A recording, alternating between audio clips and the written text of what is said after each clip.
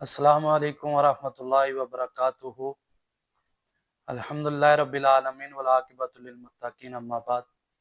ناظرین اکرام، والدین کی اولاد کی تربیت کے حوالے سے سب سے پہلی جو والدین کی ذمہ داری ہے وہ یہ ہے کہ والدین کو چاہیے جب بھی اللہ سے دعا کریں اولاد کے لیے تو نیک اولاد کا سوال کریں، اللہ سے ہمیشہ نیک اولاد کا سوال کریں۔ جیسے سیدنا ابراہیم علیہ السلام نے جب اولاد مانگی تو انہوں نے کہا رب حبلی من الصالحین، اللہ مجھے نیک صالح اولاد عطا فرما۔ تو اللہ نے پھر ایسی اولاد سے نوازا کہ سیدنا ابراہیم علیہ السلام ایک مرتبہ پھر جب سیدنا اسماعیل علیہ السلام جوانی میں پہنچے تو انہوں نے کہا بیٹا میں نے خواب میں دیکھا آپ کو ذبح کر رہا ہوں۔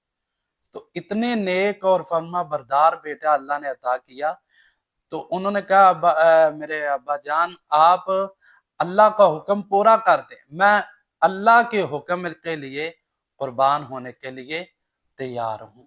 تو اس سے پتہ چلتا ہے ہمیشہ جب بھی والدین کو چاہیے اللہ سے دعا مانگے تو نیک اولاد کا سوال کرے۔